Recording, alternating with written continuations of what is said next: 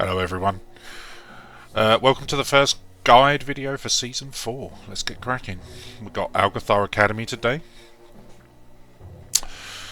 So, first thing to note, don't jump on these air bridges that you're about to see at the very start of the video. Just run into them and you'll get zoomed across, no problem. Right, this first room, no mobs, nothing to worry about. What you're actually doing, as you can see from my weak aura just above my character, you need to pick one of the NPCs to talk to get a buff in here. So I'm going for the red NPC, which will give me, or the red dragonfly. This will give me versatility, but you can pick up whichever stat you want or plus healing. So first boss room, I'm letting those dragonflies pat around first. The reason is because when they're in combat with you, they are just putting a constant stacking debuff on everybody, so you want to avoid like engaging them as long as possible. Now I will say in this run, our healer and some of the other guys that we're playing with are actually really new to this, didn't play a lot in Season 1, so don't have a lot of experience in this key. So as you can see, we picked up a lot of them pretty early because they came in late, had trouble finding their dragonflight to pick their buff. Not too big of a problem. This is only a +2 for the season, which of course for anyone that did Season 1, 2 or 3 is equivalent to like a +11 for and because it's a new season with the gear inflation and the difficulty tuning, this is maybe more like a 13, 14, 15, something like that.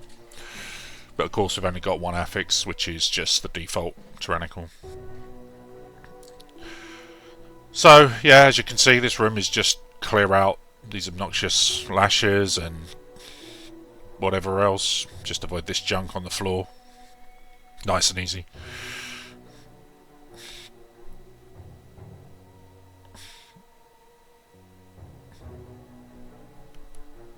So the boss coming up, the Evergreen Ancient. He just summons adds. Now it's kind of interesting the way this fight actually works. You can see I've marked myself. This is because stacking on this boss is going to make this guy a lot easier. So the adds will kind of just get summoned semi-random locations. It's really relative to where all the players are standing, but they do kind of get spread out a little bit. So by having everyone stacking, you can kind of not only control where the adds spawn, but also as the adds spawn, as you're going to see, they leave pools on the ground that you want to constantly avoid as they spawn.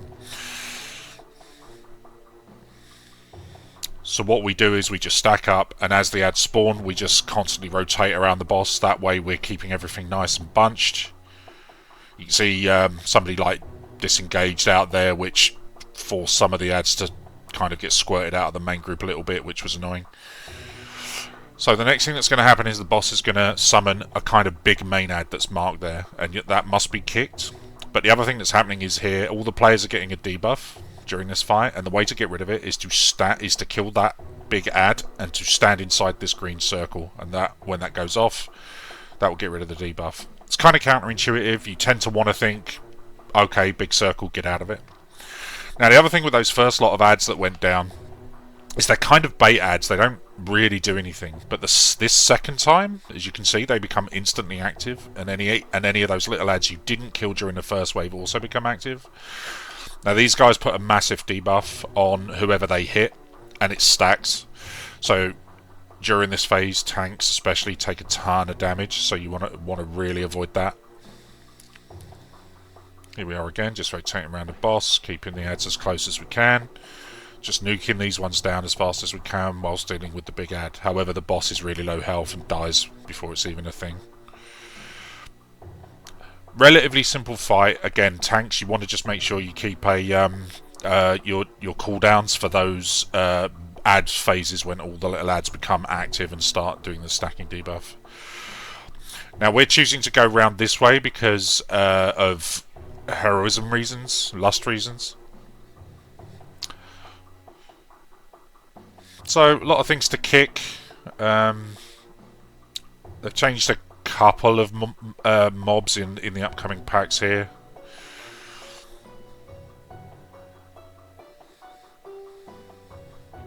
Nothing silly with a lot of these packs. It's just a case of kick what you can, stop what you can, You're going to see some ground effects going out that you just want to avoid. Nothing big. So you can see in this pack here, I've literally got the scepter coloured different from the other mobs. There's a reason for that. It's kind of an important mob that you want to make sure gets stopped.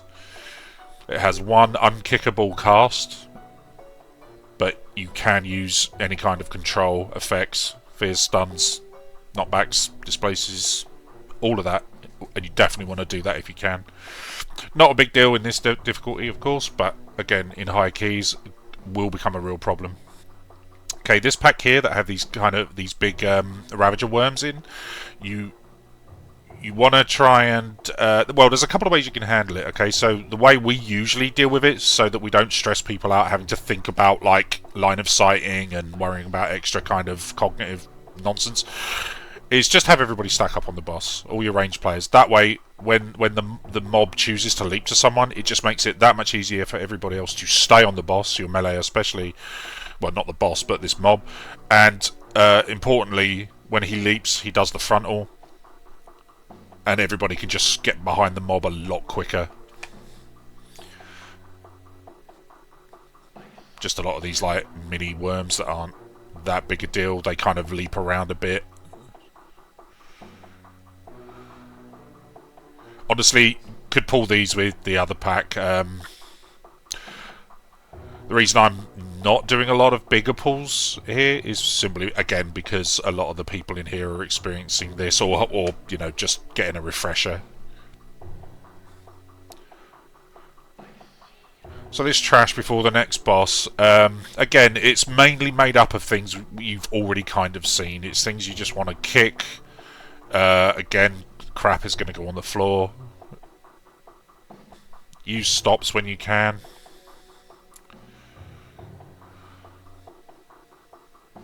Not too taxing, can sometimes be an issue with this trash on larger fortified weeks. Again, you can often pull a couple of these two front packs together, sometimes even all three packs, depending on your group and, you know, what composition you've got and stops you have available and kicks.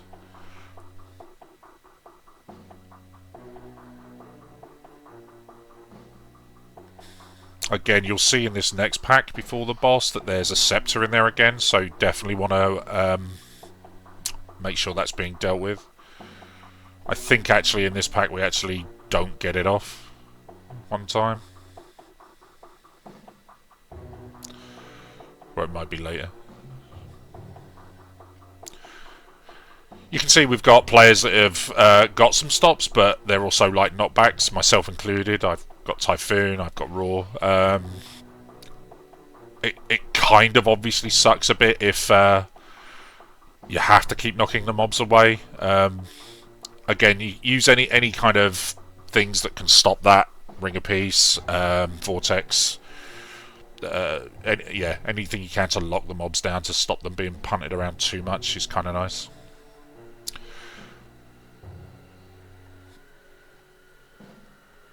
Okay, this is another boss that can get a bit out of control, mainly because of overlapping mechanics. So, as you'll see here, what you want to do is you want to collect these orbs, you want to kind of mainly stop them from hitting the boss so everyone can take one. As a tank, you can take more, of course. And even DPS players can if they have the right defensives at the right time.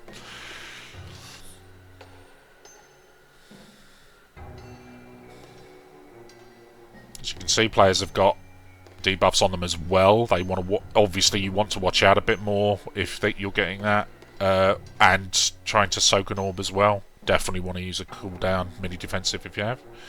Okay, when he does this mini knockback, you just want to keep moving. Really simple. So again, as the tank, what I'm trying to do is I'm trying to keep him away from instantly gobbling orbs. Equally, I need to face the boss in a certain direction so that other players don't get hit by this frontal. You can see the other guys like trying to move their circles out to the side before dropping the crap on the floor. That just helps with the movement phase. Now, one of the things you want to do is kind of desync the boss, because he will absolutely overlap two big abilities at the same time. So he will do his movement phase where you have to keep moving and take AoE damage at the same time as other damage going out. And the way to desync is simply to just let one of the orbs go through. That way you don't like have everything to worry about at once. So counterintuitively, yeah, just letting the boss get one orb.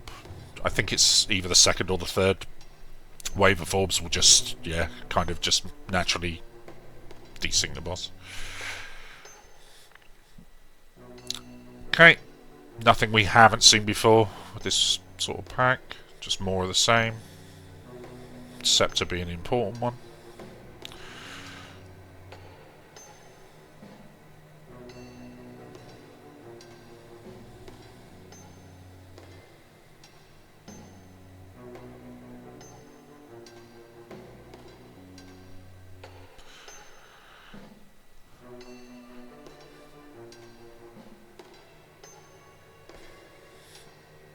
Another Scepter, but also with one of the big Ravagers, so again, try and get people to group up if at all possible, so that it's just easier to move behind the mob when he does this frontal, whilst dealing with this Scepter. Again, the other way to deal with this Ravager, the player that gets targeted with the circle, who's going to be charged to by the Ravager, you can actually line of sight it, you can meld, you can do a lot of things to actually cancel that. There's no need to pull a lot of trash here. It doesn't really matter if stuff on the side gets pulled. They're not too terrible to deal with.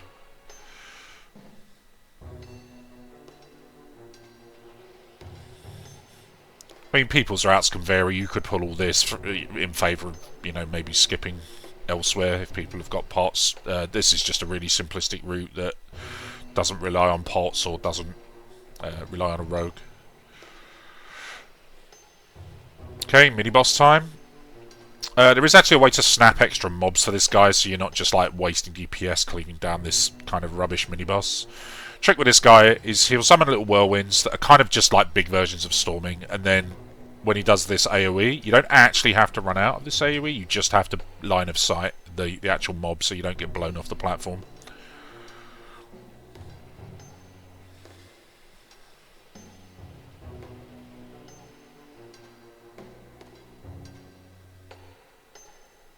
For tanks here, all I'm doing is keeping him fairly close to one of the pillars, and then I will move him around it as the smaller tornadoes dictate, so that players, melee especially, don't get forced into one accidentally.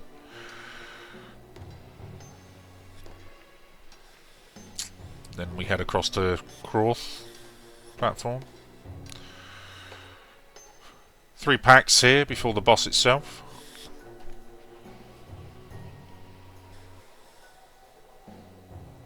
Nothing special about this first pack, just AoEing down. Each pack will... dying will bring in the next pack.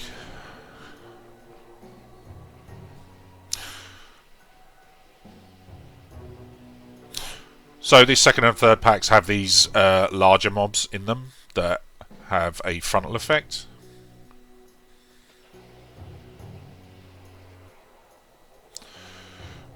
The frontal can be aimed towards any player, so everyone needs to kind of look out a little bit. This is one of those things where actually the closer you are to the pack, even if you're ranged, the easier it is to avoid, because again, it's a cone.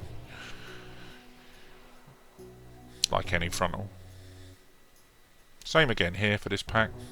2 marked mobs. Make sure you avoid their frontal. Make sure they get kicked.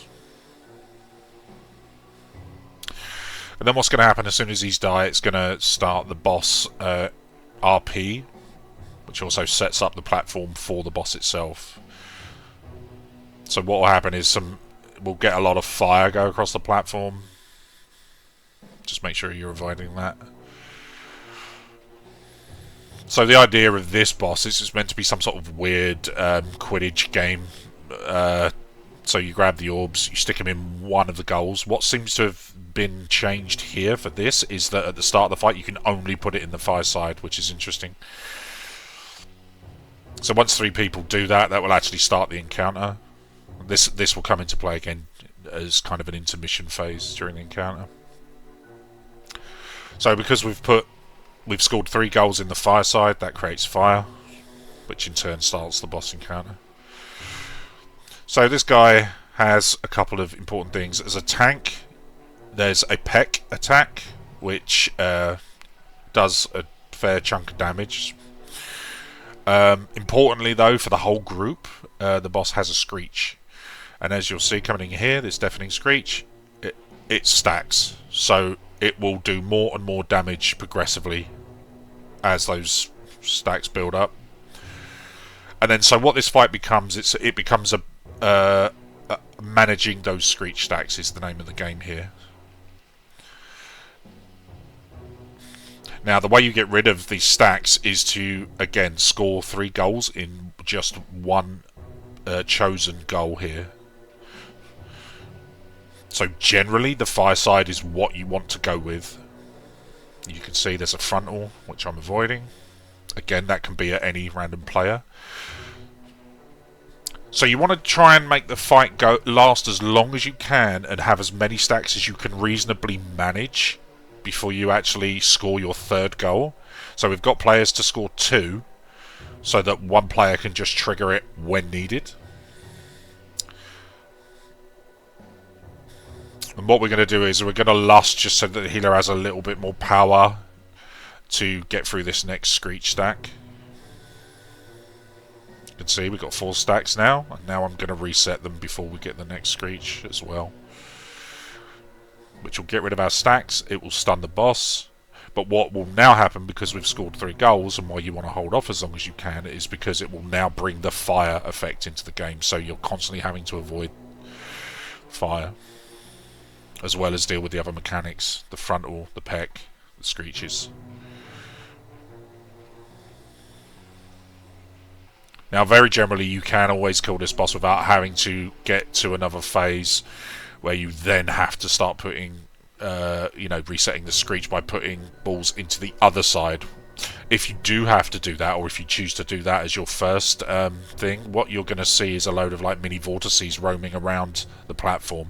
It's generally why the fire is easier, because while the fire is annoying, the fire doesn't actually move. It just comes in, puts fire on the ground, you avoid it, reset, you're good to go.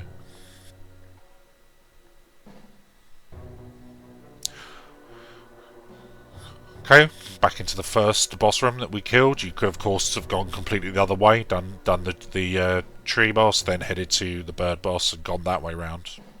Just totally depends, there's no right or wrong, just totally depends which one you would prefer to have last for as your 3rd boss. Heading up to the last boss now, and what I'm pointing out here to the group is that you can actually avoid a lot of the damage that these guys do. So what these big guards will do is they have a spin attack, but you can actually avoid it even as melee, and the way you do that is you pull them onto the stairs, and the spin attack actually has a natural, like what we call a Z-axis, which means an up and down axis. So if you are lower than their attack height, in this case by being lower on the stairs, you don't actually get hit with the attack because you're technically like under it as they're spinning. There's also a caster in that pack we're dealing with. You've got multiple ways for here. You could pull the group on the side. I'm choosing to pull the patrol in the middle as they were close. Again, we're just bringing them back to the stairs. This time, not for any spin attacks or Z-axis, but we're just using the stairs as line of sight to force the casters to move in a bit. That knockback was actually the Henry's Hunter just yeeting him.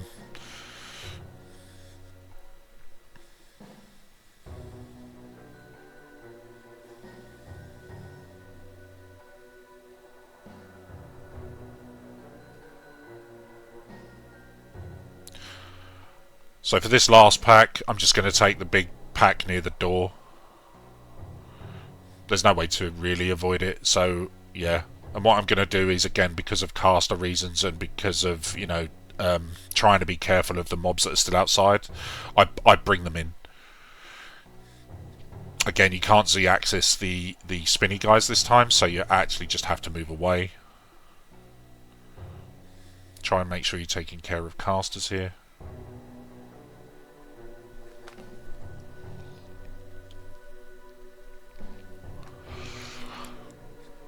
And that gives us a percent nicely. So, last boss here, she's a dragon. So she has typical dragon things. She has a frontal breath. Again, at random players, so definitely need to watch for that. Now, the trick with this fight is she has a mechanic where she'll pull all players into her, and you have to run out before she sets off at a kind of point of impact AoE on herself. The trick becomes with that is that there's also a debuff she puts on players, which puts down these AoE arcane circles. And what they'll do is they will periodically pulse out a bunch of orbs in a ton of directions, as you'll see. 8, I think. And what players need to kind of do is try and place them as spatially as you can. Now, this fight, again, it's because of overlapping mechanics that this fight gets a bit chaotic, as you'll see. So, one of the changes they've made is, in this fight, is that there are 2 arcane patches down instantly. So I'm moving the boss away to give our melee guys a chance to adjust for the orbs coming out. So she pulls everyone in, everybody runs out of the circle. Again, you've got to watch for the orbs and avoid. She's doing a frontal.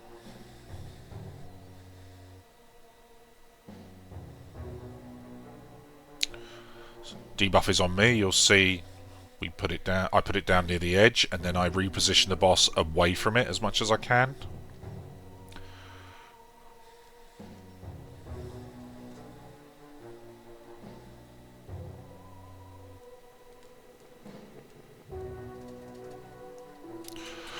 That's basically the cadence of the fight, but again, this gets really chaotic really quickly, just simply due to the amount of orbs just increases. It becomes, increasingly difficult to find space. Also getting sucked in and having to run out whilst avoiding then a frontal that also needs to be avoided. I believe now also the boss is pulsing damage pretty much the entire fight. Mechanically not difficult at all. Once you're used to it and you get used to what's happening, it becomes a lot easier. I'm now going to try and move the boss over to the back of the room simply because there's just more space over here. You can utilise the whole room. Nothing, she won't get reset. This is definitely a fight where your DPSs and your healers want to not get too greedy. If you need to move, if you need to be careful, absolutely do it.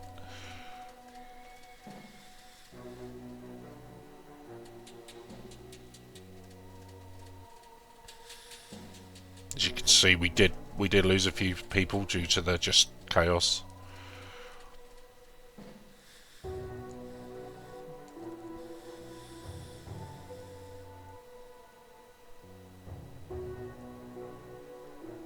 Honestly, not too terrible a last boss, all things considered.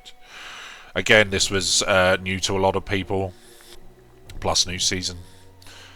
And there you go, that's Algathar Academy. Nice and simple. Straightforward dungeon, more or less. A little bit of choice in which bosses to do. Yeah. Anyway, guys, hope that helps some of you with how to handle this place. Nothing too tragic.